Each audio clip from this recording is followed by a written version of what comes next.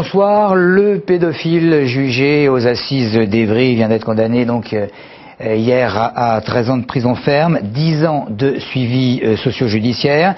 Après avoir abusé son frère cadet et sa demi-sœur pendant plusieurs années, le jeune homme en avait profité de sa position d'animateur diplômé pour agresser sexuellement 14 autres enfants. Christophe Garnier.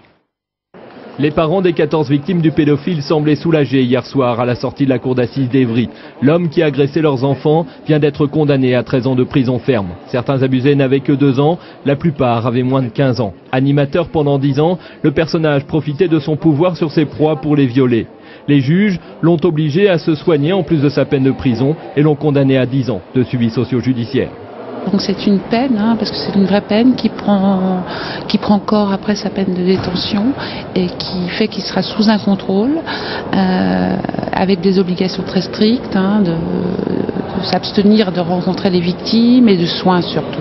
Donc ce qui fait que ce garçon sera suivi, aura des soins à l'intérieur de la détention mais aussi dans un suivi extérieur.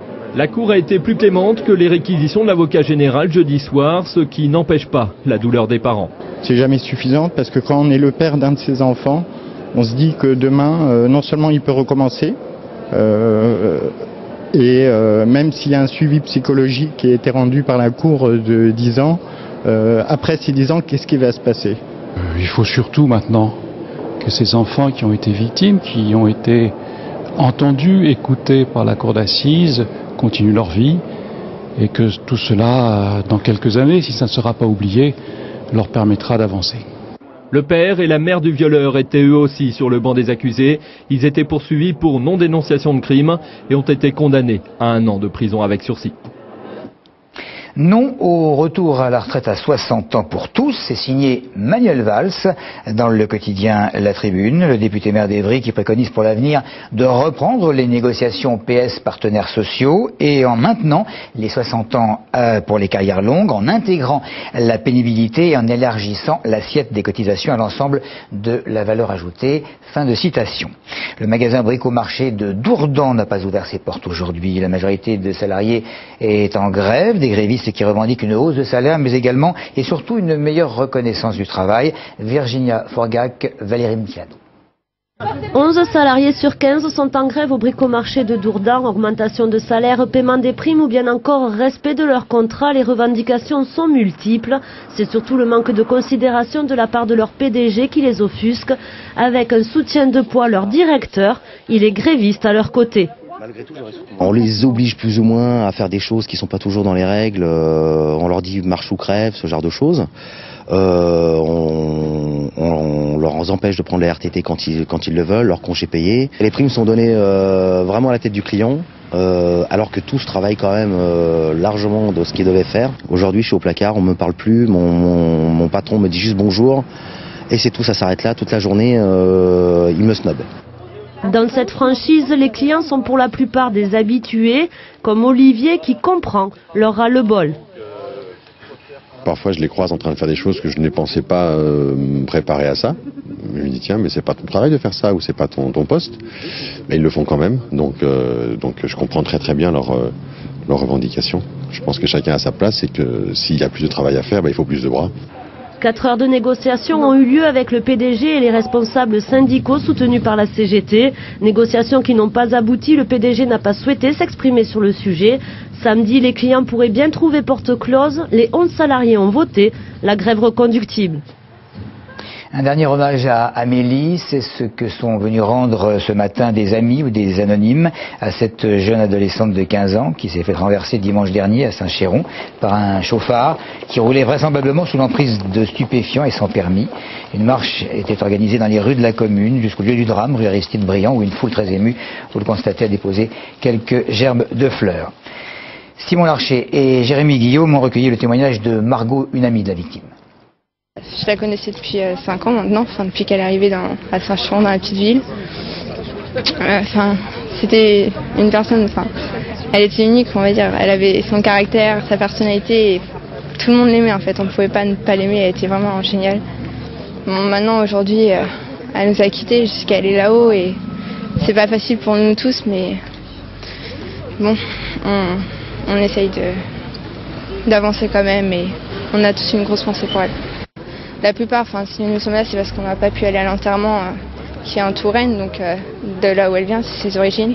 Ça comptait vraiment pour nous, beaucoup pour nous de venir ici pour montrer qu'on est là en fait. Et puis la reconstitution du meurtre de Marie-Christine Audot, joggeuse de 42 ans, enlevée, violée, tuée le 28 septembre 2009. 3 lieux étaient concernés, 11 sur l'école, le lieu de l'enlèvement, celui où la victime a été attachée par son ravisseur, et puis l'endroit où elle a été tuée, là très exactement.